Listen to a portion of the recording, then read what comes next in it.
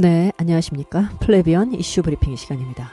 이 차 안에서 여전도사와 단 둘이 기도 집회를 했을 뿐 다른 아무런 문제가 없다, 이렇게 반박을 해왔던 목사님의 목회 서신 내용에 대해서 이제 두 번째로 살펴보겠습니다. 담임 목사도 자신의 입장을 담은 목회 서신을 5월 1일 발표했다. 담임 목사는 이번 일에 대한 부주의함에 대해 성도들에게 사과했지만 부끄러운 일을 전혀 하지 않았다고 주장했다. 자, 부주의하기는 했지만 부끄러운 일은 안 했다, 이런 거죠. 그는 한국적인 목회 정서상 목사와 전도사가 함께 다니고 두 사람이 함께 전도사 아파트에 가는 것은 이상하게 보일 수 있기 때문에 변명의 여지가 없다고 사과하면서 전도사는 사역자로서 좋은 자질을 가지고 있다. 특히 기도의 훈련, 기도의 습관이 잘 되어 있고 그분의 기도 열매들을 우리 교회에서 여러 번 확인한 바 있어서 이런 자질과 은사는 환우들이 많은 우리 교회에 꼭 필요하다고 판단했다. 자, 그 다음에 자신의 아버님 건강, 교회 문제 이런 것들 기도를 부탁했다는 내용은 1편에서 이미 소개를 해드렸습니다. 자, 요 부분에서 우리가 다시 한번 확인을 해봐야 될 쟁점이 하나 또 나오고 있어요. 담임 목사님의 목회 서신에는 자신이 어떻게 이 전도사를 아주 중요하고 소중한 동역자로서, 영적인 동역 파트너로서 인정하게 되었는지 그 근거를 지금 제시하고 있습니다.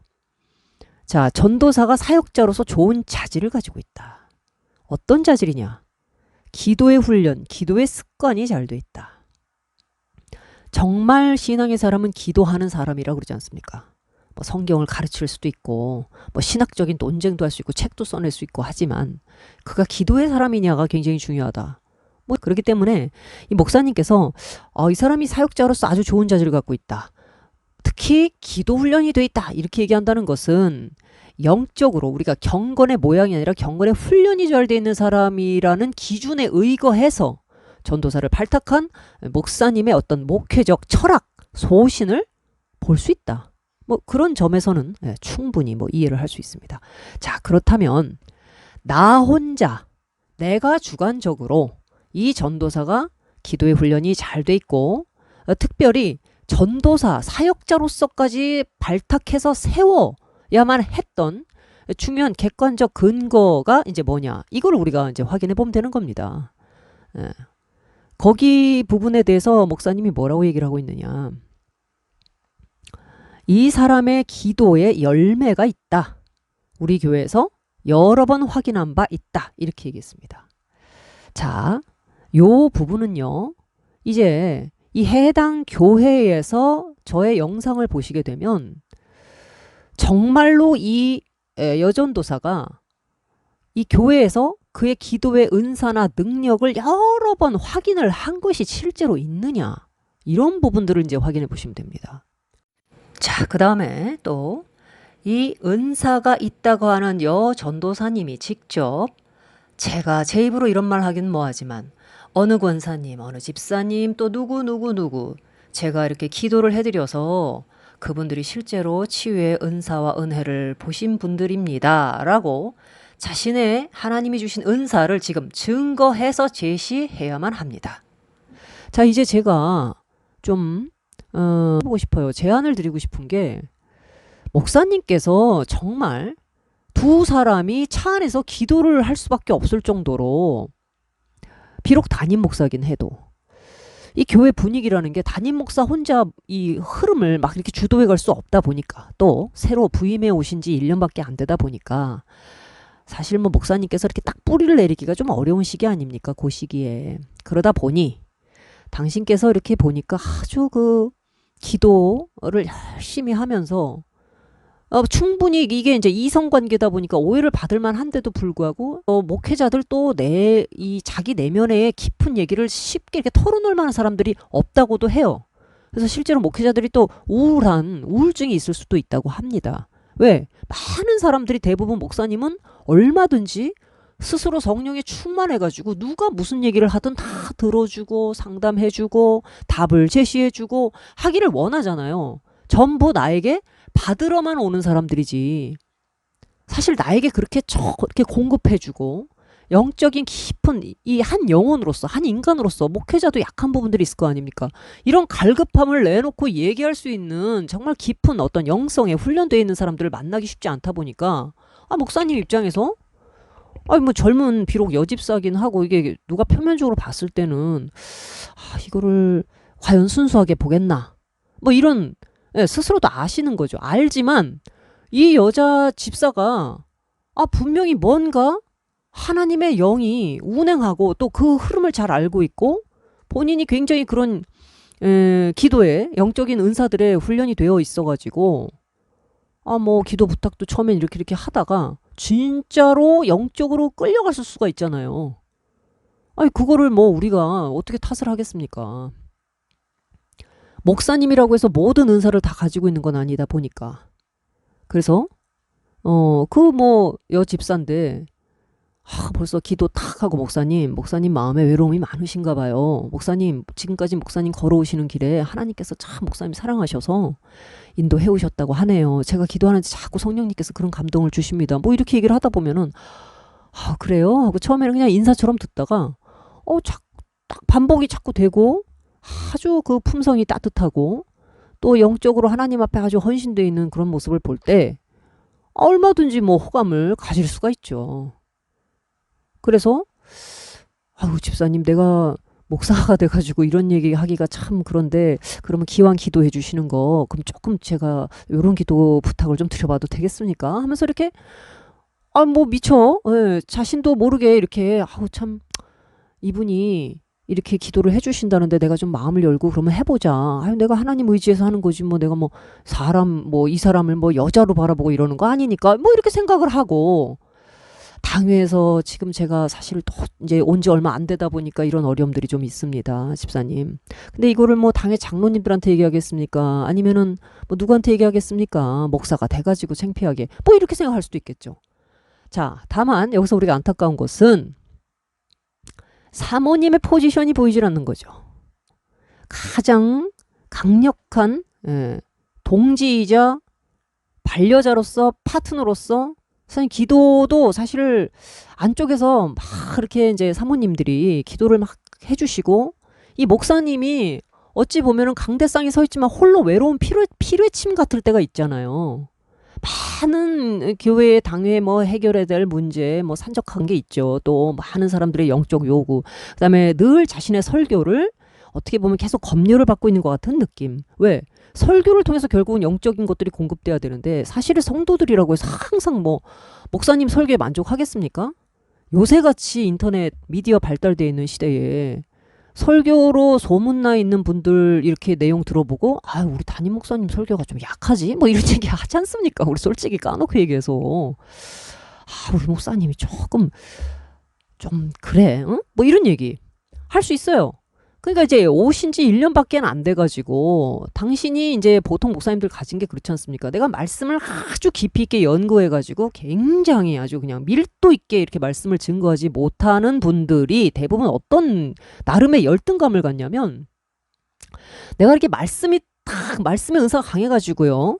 뜨겁지가 못하고 예를 들면 우리 박용돈 목사님 같은 분들 사실 말씀 잘 하시지 않습니까? 근데 그분 설교도 아주 그 말씀을 잘 아는 성도들은 그게 아주 좋은데 대체로 말씀에 이 기초 훈련이 잘 돼 있지 않고 말씀 듣는 귀가 완전히 열려 있지 않은 사람들한테 상당히 딱딱하고 좀 지루하게 느껴질 수 있거든요. 이게 사람마다 다 틀려요.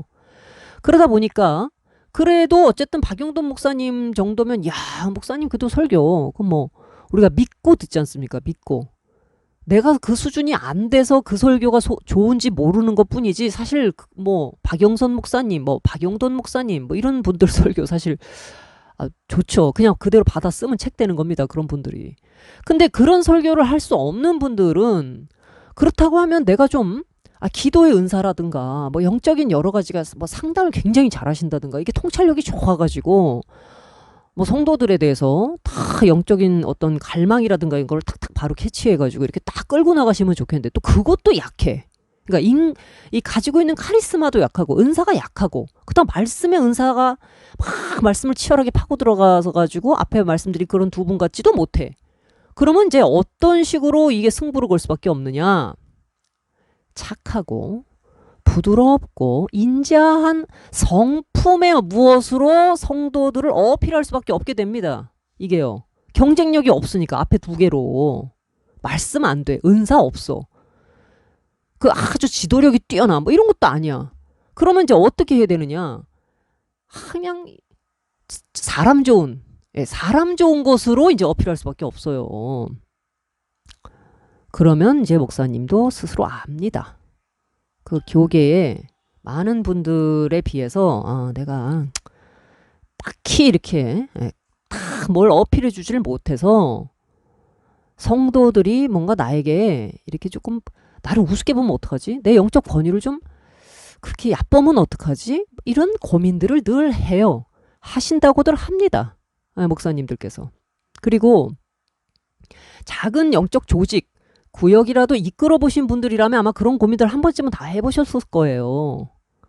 그러니까 구역에서 말씀 잘 증거하는 구역장들 아닌 분들은 참 죄송한 얘기입니다만 어떻게 하느냐. 구역원들 열심히 밥을 해 먹여요.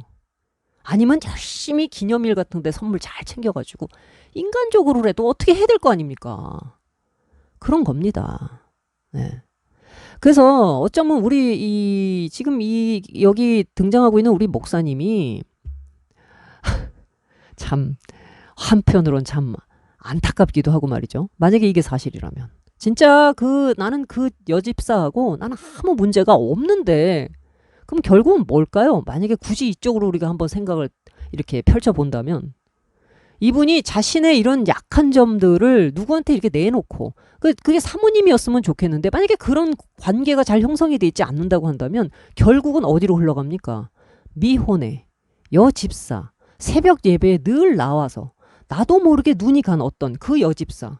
근데 기도의 은사가 있다. 도대체 그 기도 은사가 목사님 말로는 많은 성도들에게 이미 확인된 바 있다고 하나 성도들은 뭔 소리냐 이렇게 반박을 해버리는 그 사실은 오리무중입니다. 사실 이 부분이. 그러니까 이런 부분들은 사실 좀 당사자분들께서는 아니 그 여집사 즉 지금은 여전도사인 이 양반한테 혹시 그 치유기도 받아가지고 그 병 낫거나 주님을 다시 그런 과정을 통해서 만났다고 간증할 만한 사람들이 있으면 손 좀 들어보십시오 해가지고 사실은 좀 조사를 해보실 필요도 있지 않겠습니까? 이게 지금 이걸 막 무슨 이 뒤에 밑에 보면은 뭐 노회 문제도 나오고 막 이러는데 아니 지교회 안에서 이런 처음에 이 전도사라고 하는 사람이 발탁됐던 과정에서부터 사실관계를 풀어가야 될 거 아니에요. 이게 하나님의 일이라면 좋아요. 성도들도 그래? 그럼 진짜 목사님이 저 여전도사한테 무슨 병 고침이라도 받고 싶어가지고 진짜 차 속으로 들어가서 저렇게 기도까지 받았나?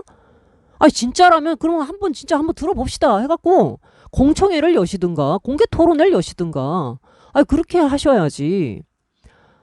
사실일 수 있잖아요. 목사님 입장에서는 굉장히 쪽팔리지만 나 솔직히 말해서 나 좀 기도 받고 싶었어요. 근데 그 말을 차마 못할 수도 있지 않습니까? 지금? 왜? 내가 목사인데. 아니 그럼 우리 목사님은 수준이 진짜 저 여자한테 안수나 받으러 다녀야 될 그런 수준인가? 꼭 이렇게만 생각할 게 아니라 쫓아 들어가가지고 차 속에서라도 어떻게든 그 자신의 영적으로 이 능력이 없는 본인의 열등감을 해소하고 싶어가지고 그 여전도사를 붙들고 늘어지면서 내가 지금 남자니 목사니 내가 이런 체면을 차릴 때가 아니다. 나는 어떻게든 하나님의 은혜의 능력을 갈구하고 싶은데 내가 목사가 돼갖고 어디 다른 목사한테 가서 나 좀 도와주시오. 나 안수기도 해주시오. 할 수도 없고 그럴 바에는 순수하고 비록 내 밑에서 설교도 듣고 하는 내 양에 불과하지만 이 사람에게 하나님의 성령의 은사가 나타나가지고 그런다 그러면 내가 지금 체면이 중요한가? 응? 내가 그녀에게라도 그 은사를 통해서 뭔가 이 메마른 내 심령을 좀 위안을 받고 기도도 받고 상담도 받고 하고 싶었다. 솔직하게 얘기하면 되는 겁니다. 내가 사실 여러 성도님들 내가 여러분들 보시기엔 굉장히 사실 수상쩍고 부주의하고 부적절한 처신을 한 것이 맞습니다만 사실 내 깊은 내면의 동기에는요 내가 사실 목사로서 나 하나님 앞에 가깝고 친밀하고 뜨겁고 내가 하나님의 은혜에 대해서 사실 굉장히 여러분보다 어찌 보면 못하는 사람이 수준이 그것도 안 될 수 있는 사람입니다. 근데 이거를 내가 어떻게 여러분 앞에 내놓습니까?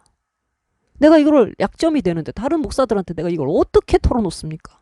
심지어 내가 내 아내가 되는 사람에게도 이런 부분들을 내놓고 말하지 못한 채 오랫동안 끙끙 앓다가 그래서 내가 어찌하다 보니 참 순수하고 기도하는 그런 젊은 여집사에게 어떡한 과정에서 이렇게 하다 보니까 이게 마치 이성관계, 불륜관계처럼 보였는데 여러분 사실 그렇지 않습니다. 나는 목사로서 영적 능력이 없는 사람이에요. 그래서 내가 어떻게든 이거를 붙들고 좀 은혜를 받아보자고 치맛자락을 붙잡고 매달린 것이 여러분들이 볼 때는 이게 불륜처럼 보였는지는 모르지만 하나님은 내 사정을 아십니다. 하나님은. 오죽하면 제가 그랬겠습니까? 이렇게 얘기를 한다면 성도들의 가슴속에 참 싼 안타까움이 왜 일어나지 않겠습니까? 왜? 그 남자고 목사고 이렇게 높은 자리에 있다고 생각되고 많은 사람들의 치닥거리를 해줄 수 있는 능력을 갖춰야 한다고 생각하는 자리일수록 외로운 거예요. 지도자는. 그래서 이렇게 엉뚱하게 어찌 보면 아무리 목사고 뭐 해도 한 인간의 한 영혼으로서 이분을 잘 영적으로 이렇게 함께 상담하고 기도하고 갈 수 있는 그런 영적 커뮤니티가 없이 서로 은근히 그냥 자기 교회 세를 과시하기도 하고 내가 설교 요번에 설교했는데 너무 좋다고 그래서 책을 내자고 출판사가 얘기하네. 뭐 이런 거 서로 그렇게 자랑이나 슬그머니 하고 있지만 인간의 깊은 영혼 속에 있는 공허함, 허무함 그리고 실제로 나는 하나님과 깊고 친밀한 관계에 있지 못하다고 한다는 하나님을 향한 낯설음과 어색함.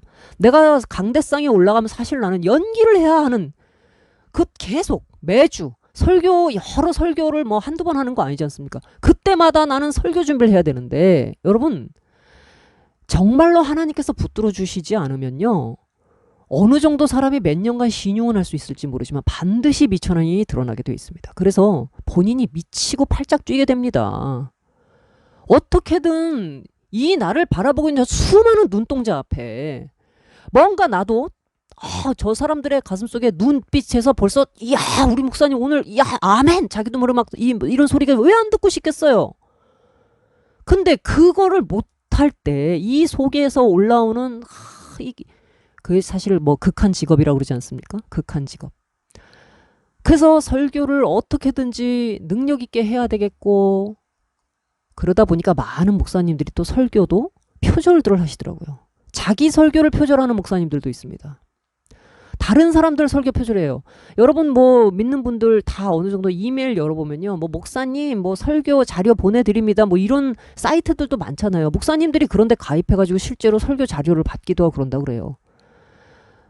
제가 예전에 알던 대전 S교회 같은 경우에는 목사님이 몇 년치 설교를 뭐 천주교 설교고 뭐고 할 것 없이 다 베껴가지고 하는 거를 전부 데이터화가 해가지고 드러냈는데 결국 그 목사님 그렇게 해서 사임하고 떠났습니다.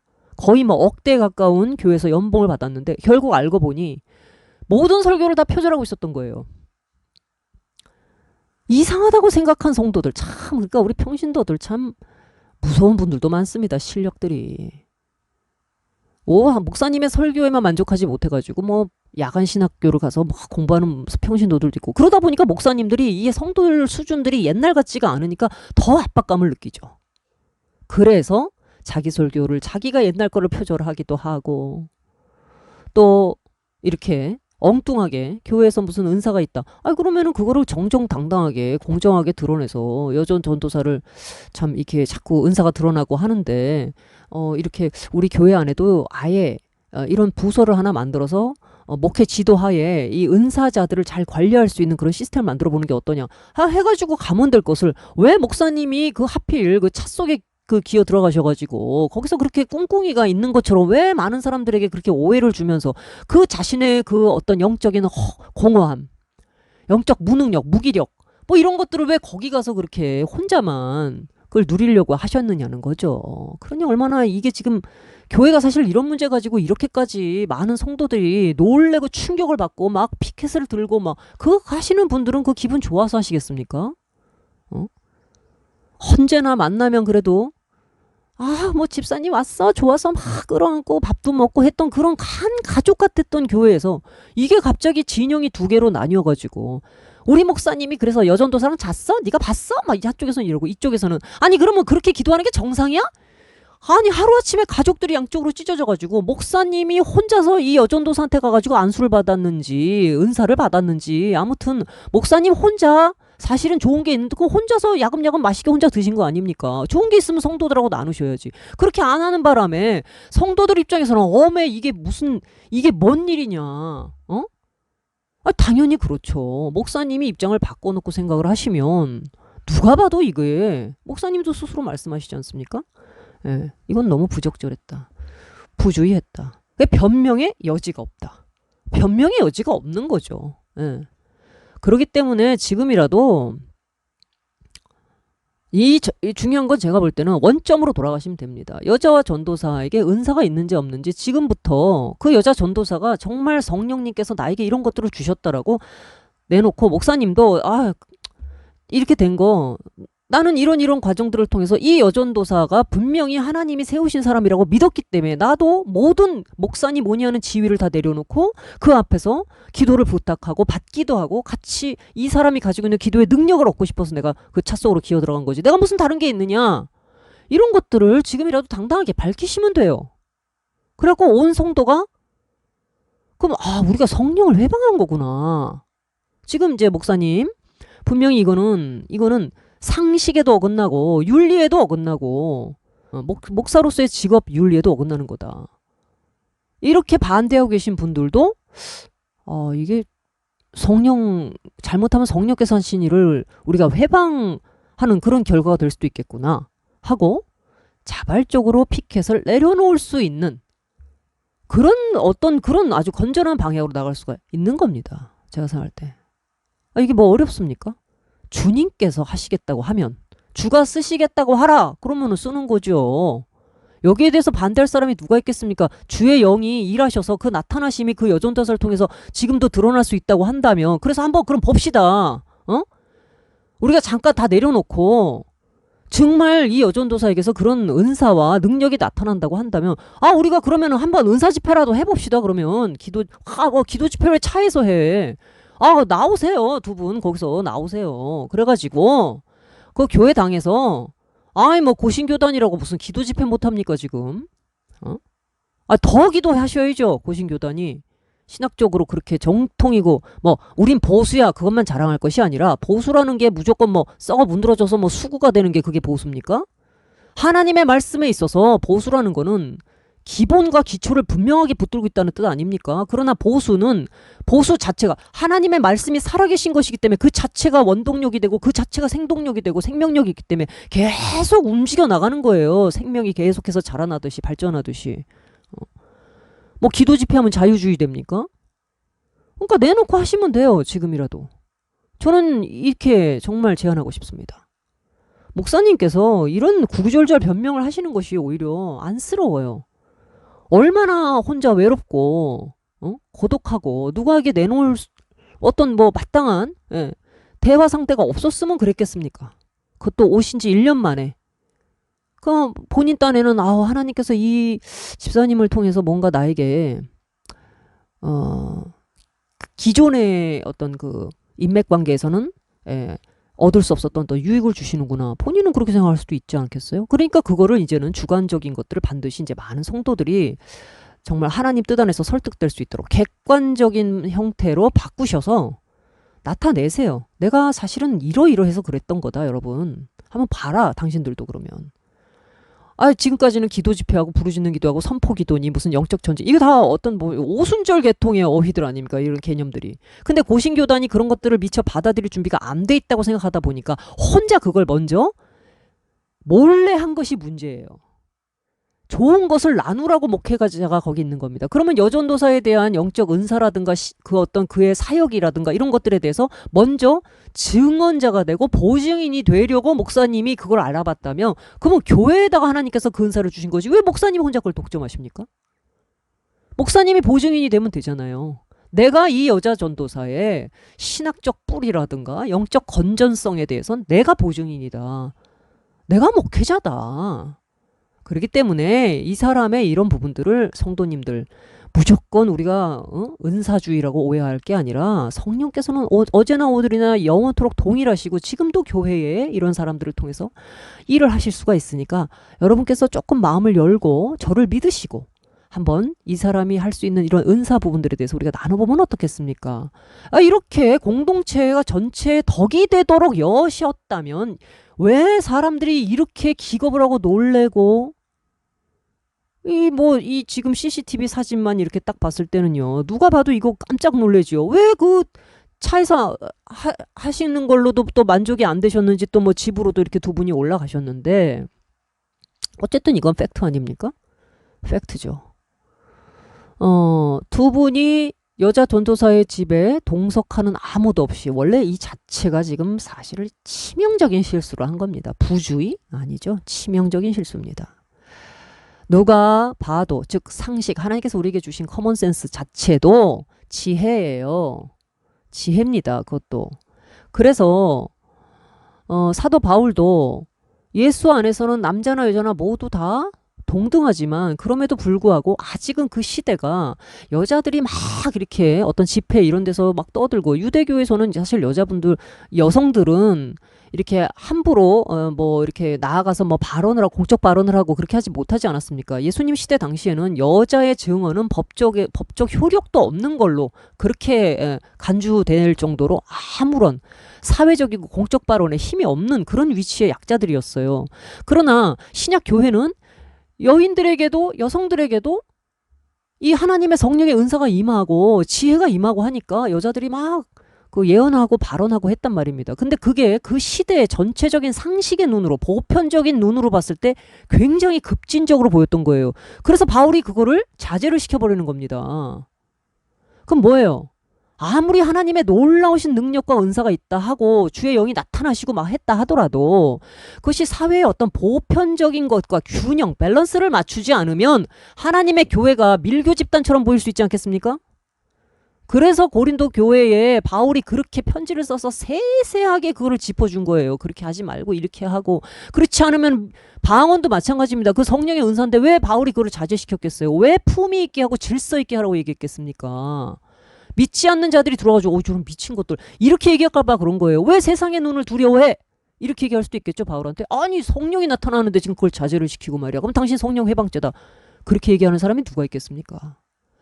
아무리 하나님의 영이 나타나신다 하더라도 그것이 반드시 그 시대의 보편적인 상식, 커먼센스, 사회 분위기, 문화와 잘 이렇게 조절을 해서 밸런스를 맞출 수 있는 것이 지혜예요.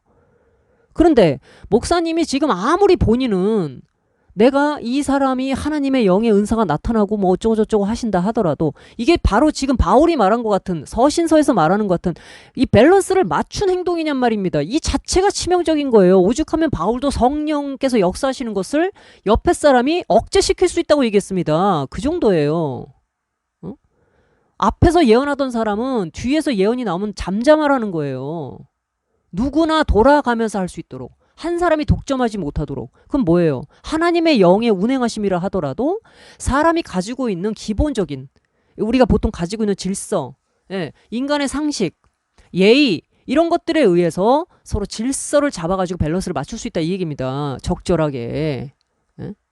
근데 그렇게 못했다는 거는 뭐냐? 이 두 분의 이런 영적인 나름대로 본인들께서 그런 우리는 오직 하나님의 영에 의한 관계다라고 얘기하지만 이 관계가 지금 아주 그 고린도 교회에서 바울을 골치 아프게 했던 그런 유형의 문제가 됐다 이거예요. 그럼 이게 과연 성령께서 질서와 품위로 진실함으로 지금 증명해 주시고 계시냐는 얘기입니다. 이 두 분의 관계가 정말 하늘로부터 오는 신성하고 아름다운 것, 모든 좋은 것이 위로부터 온다고 그랬어요. 성결한 빛의 지혜가 다 위로부터, 위 아버지로부터 온다고 그랬습니다. 그러면 그것들의 열매도 어떻게 될까요? 아주 정결하게 맺히겠죠. 근데 열매가 왜 이렇습니까? 교회가 결국은 지금 두쪽나게 생겼다는 거 아닙니까?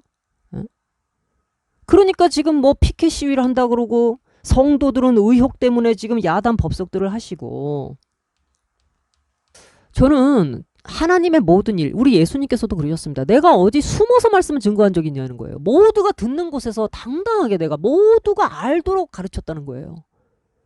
자 목사님 이 여전도사의 은사도 하나님으로부터 왔다면 목사님께서 그렇게 쉬쉬하시면서 아, 내가 오해받을까봐 그랬지. 또는 여전도사도 마찬가지입니다. 아, 사람들이 시샘할까봐 우리가 너무 조심해서 이렇게 얘기할 문제가 아닙니다.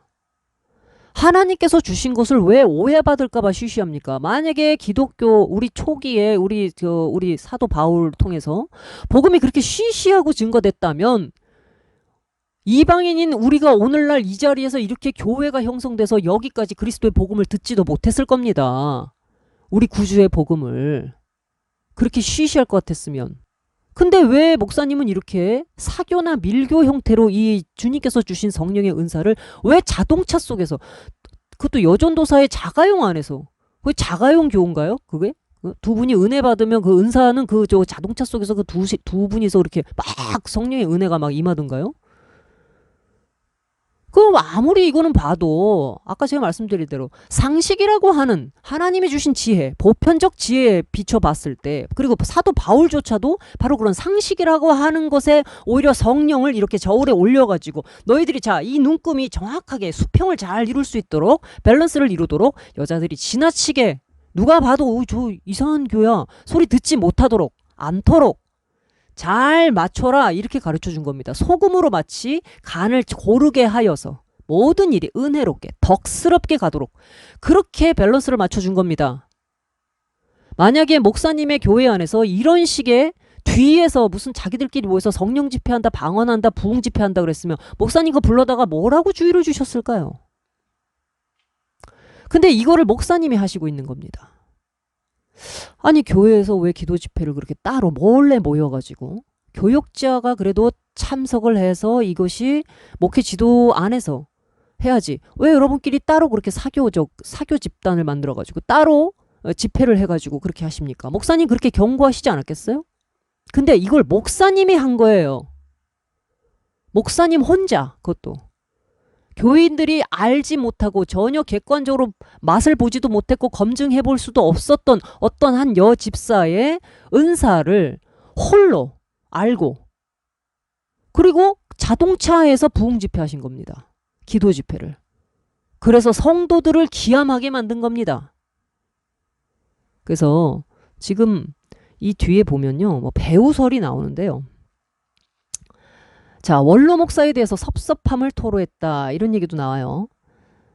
자, 우선은 제가 이 편에서는 목사님의 목회 서신에 대한, 그 다음에 이 여전도사의 은사를 아주 그 기형적인 형태로 독점하여 하나님의 성령이 실제로 만약에 이 여전도사를 통해서 교회로 흘러가도록 하려고 했던 것을 방해한 사람이 바로 목사님이다 라고 하는 부분들을 지금 말씀드렸습니다.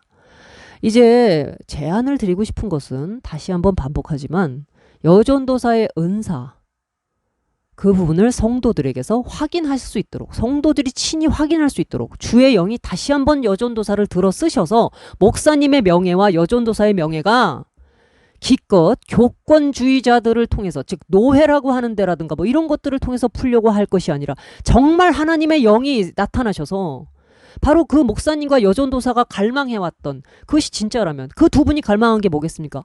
이 성령의 은혜를 더 많은 성도들이 누릴 수 있고 우리 고신 교단이 좀 이렇게 은사나 이런 부분에 대해서 폐쇄적인 분위기가 아니었다면 얼마나 좋을까 하는 부분들이 이번 기회에 드러날 수가 있다 이겁니다.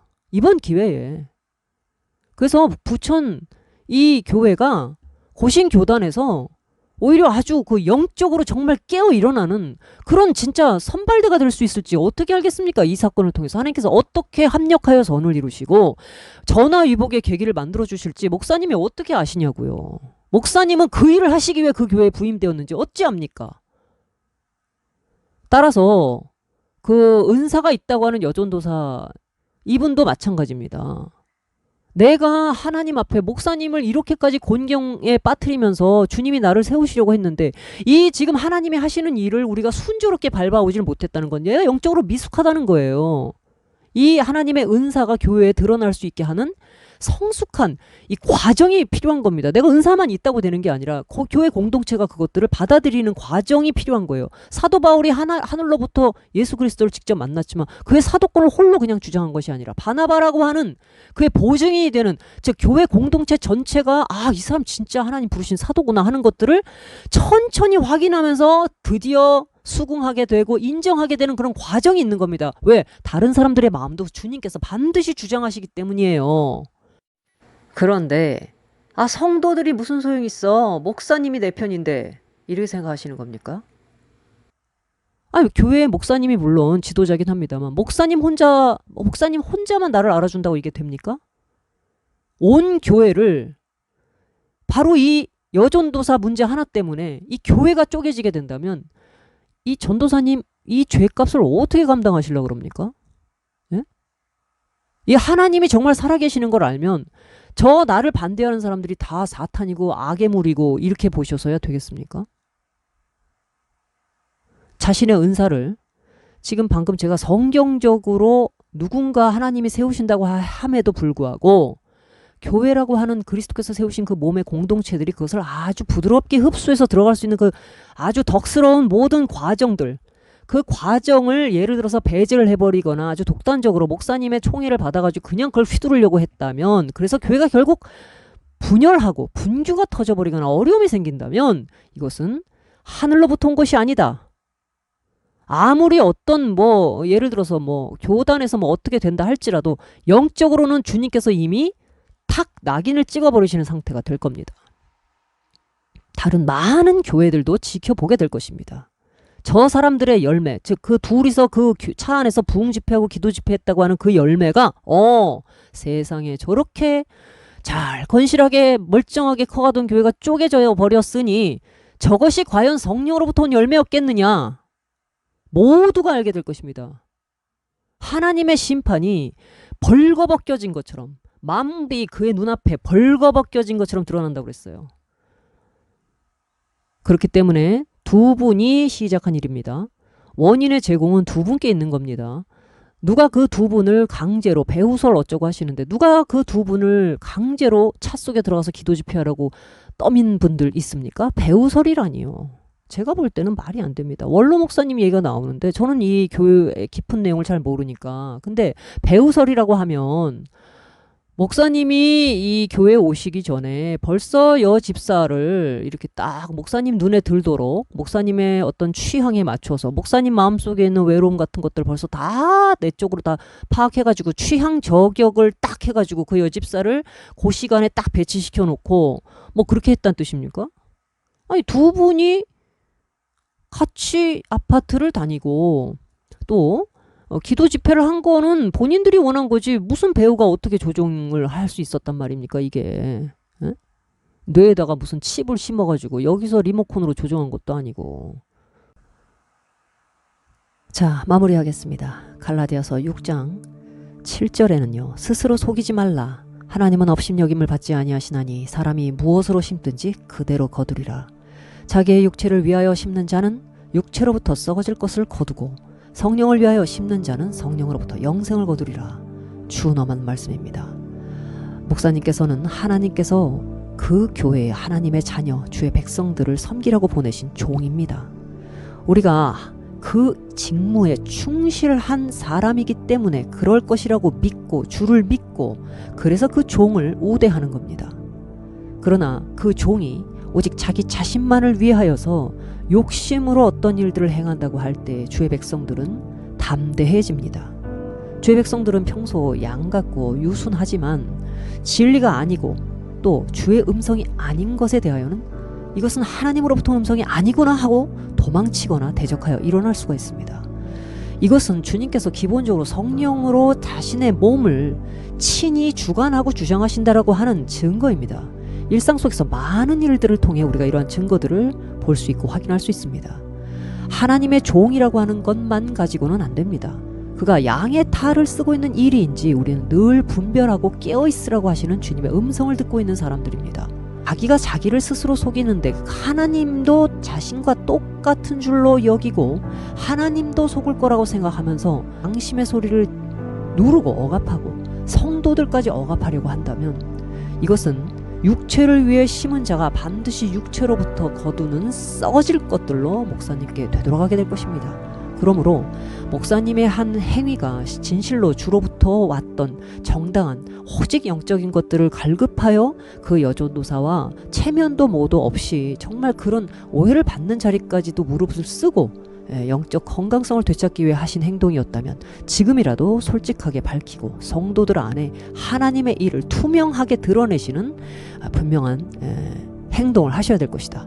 이것을 어떤 교회 법의 문제라든가 교회 정치로 풀려고 한다면 반드시 이 목사님과 여전도사라고 하는 두 사람의 열매가 얼마나 추악하게 세상에 드러나게 될지, 그리고 그것 때문에 한국교회는 또 한 번 세상 사람들로부터 무시무시한 지탄을 받으며 전도의 문은 막히고, 코로나 때문에 안 그래도 교회의 생태계가 어떻게 변할지 알 수 없는 이 중대한 시기에 두 사람이 하나님 나라에 끼칠 심대한 해악에 대하여 대가를 치르게 될 것이라는 점을 명심하시기 바랍니다.